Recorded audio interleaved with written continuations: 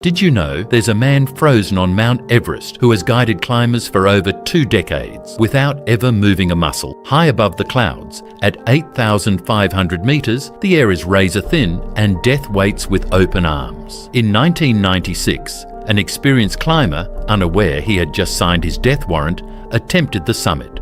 He never made it back. His body, dressed in neon green boots, froze solid on a narrow ledge. Rescue on Everest is nearly impossible. The mountain keeps what it takes. Other climbers soon began using his lifeless form as a landmark, a grim guidepost on the world's deadliest trail.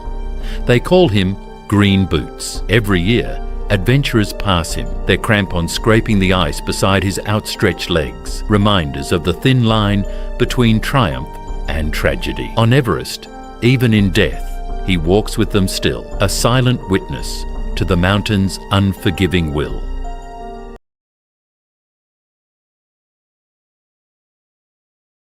Did you know there's a small town where fish rain from the sky and no one has ever truly explained why? In the quiet Honduran town of Yoro, storm clouds roll in every spring. Villagers gather, watching the sky with unease. The winds howl, lightning cracks, then something impossible happens. Fish, hundreds of them, begin pelting the muddy streets. They tumble from the heavens, flopping and gasping on the ground. Farmers rush to collect them in baskets, but no one can say how creatures from the ocean end up in a landlocked town. Some claim waterspouts lift them from distant seas. Others whisper of miracles and old legends. Scientists investigate, but the phenomenon remains a riddle. Unpredictable, unstoppable, unforgettable. Each year, Yoro waits for the storm, wondering if the sky will open once more, reminding them that even the heavens can betray their secrets.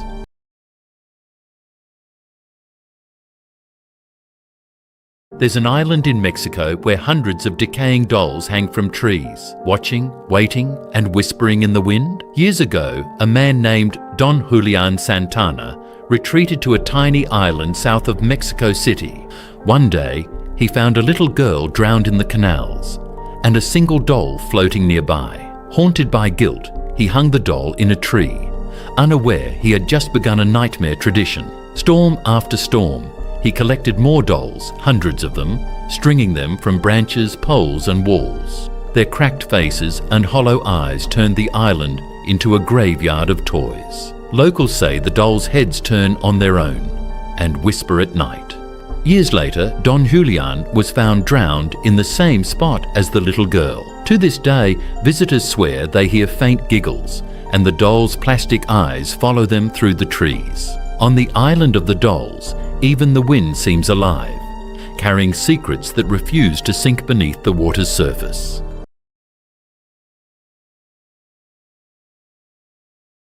Did you know 2 men were found dead on a Brazilian hillside wearing lead masks over their faces, and no one knows why they were there? In 1966, on a remote hill outside Rio de Janeiro, a boy stumbled upon 2 bodies lying side by side. They wore formal suits and strange, handmade lead masks that covered their eyes. Police found no signs of violence, only a cryptic note: be at the agreed place, take capsules, wait for signal, no capsules, no signal, no explanation. The men had purchased the masks days earlier, telling shopkeepers they were for scientific experiments. Some believe they expected a blinding flash from a UFO. Others whisper of secret societies or poison drinks. Every lead dissolves into more questions. The hillside remains silent, but the masks still spark fear. 2 men, 2 masks, and a message lost to time. On that lonely hill, the wind still waits for a signal that never came.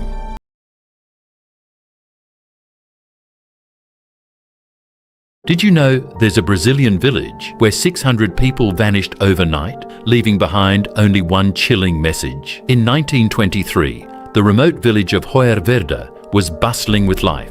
Families cooking, children laughing, and shopkeepers closing up for the night. But by morning, the town was silent. A visiting party arrived to find doors wide open, meals half-eaten, and rifles left loaded on tables. Even stranger, there were no signs of a struggle. It was as if everyone stood up and walked away at the same time. On a chalkboard in the empty schoolhouse, a single haunting sentence was scrawled, "There is no salvation." Some believe the villagers fled from approaching bandits. Others whisper about government experiments or even extraterrestrial contact. But despite decades of searching, not a single trace of Jorverde's residents was ever found. A whole community gone without a sound. Under the vast Brazilian sky, only the wind moves through their abandoned streets, as if the earth itself swallowed them whole.